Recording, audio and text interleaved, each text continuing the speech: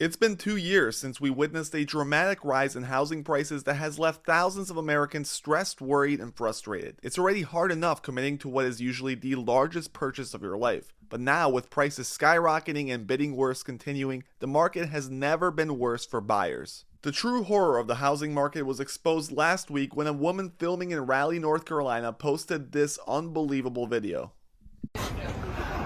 Okay everyone, so I am here showing my client a home, and I just want you to take a look at all of the people who are lined up to see this property. So when we say that there is a housing crisis, we really mean it. It's absolutely insane. The line goes all the way in the back.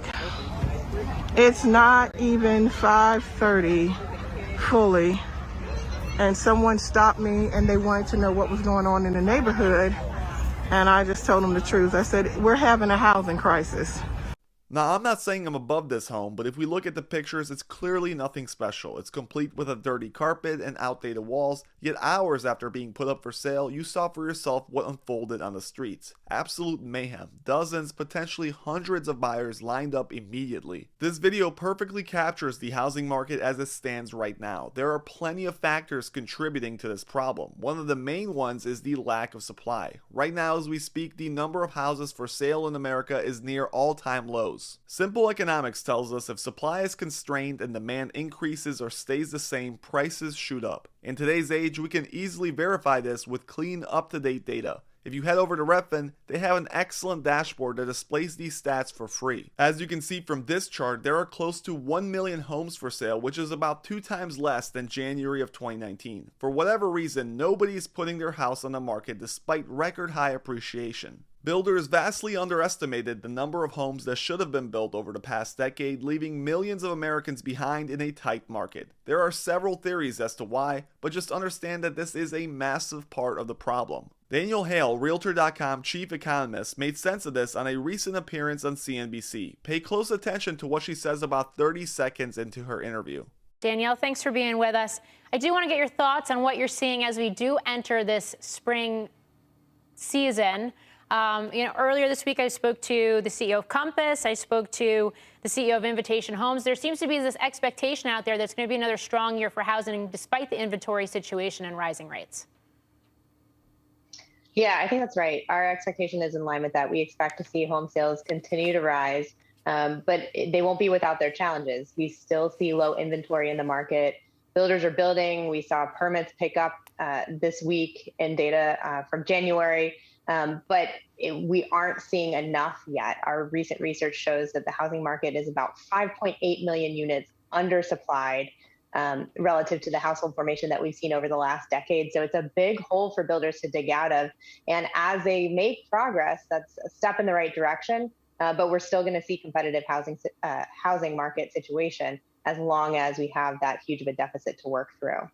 Okay, so there aren't enough houses, but you would think with rates skyrocketing along with prices, a slowdown in demand would match a slowdown in supply. But we are not seeing that this is the case. As much as people complain about the prices, there are enough folks buying up these homes to sustain these values. If we head back to Redfin's dashboard, we can see that 42% of all the homes sold in the US sell over the asking price. Back in 2019, that number was less than 20%. This signifies that there are plenty of buyers bidding these homes up, well past their wild listing prices. That may be frustrating to hear, but somehow all of these buyers have the money, or at least the loan qualifications, to scoop up these homes. In wild markets like Aurora, Colorado, as an example, 61% of homes sell over the listing price, and back in the summer, that number was 81%. Now, over the past month, there seemed to be relief coming. Rates were jumping up, and many experts forecasted a slowdown in the housing market, finally giving buyers the relief they were looking for. But out of nowhere, this progress was unexpectedly interrupted by war. You see, one thing that has historically been proven to slow down the housing market is higher interest rates. Recently, we saw the 30-year fixed rate jump from about 2.86% in September to nearly 4% as of last week. This is a massive move. A $400,000 loan at 2.8% has a payment of around $1,600 a month,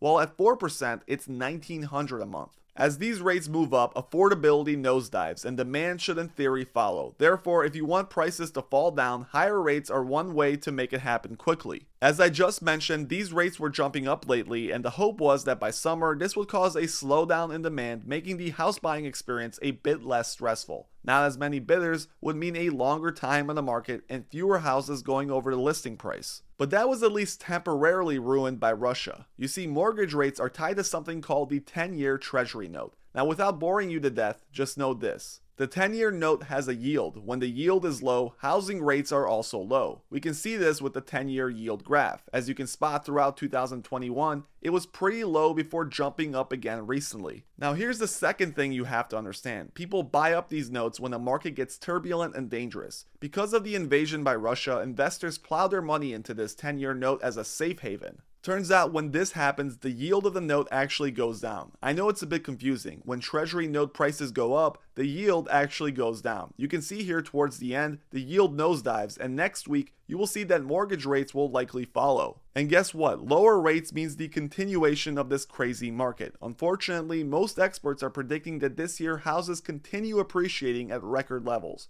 Our only savior is this guy, but his version of saving may not be what you want to hear. Jerome Powell can easily end the housing bubble by raising interest rates himself via the risk-free rate and ending the QE program designed to buy up mortgages. Without getting too technical, this would likely spell the end of not only the housing market but the stock market and the economy. It would plunge us into a recession and lower housing prices, but what good is lower prices if you can't keep your job? The whole situation is both sad and frustrating. Fixing it would likely lead to collateral damage. Letting it go untreated would also lead to a widening wealth gap and a frustrated population that is left a bit on overpriced houses that they will likely never be able to afford. Thank you guys for watching. Please make sure you hit that like and subscribe button if you enjoyed it. I would love to hear from all the buyers out there who are experiencing this wild and frustrating market. Please drop a comment below.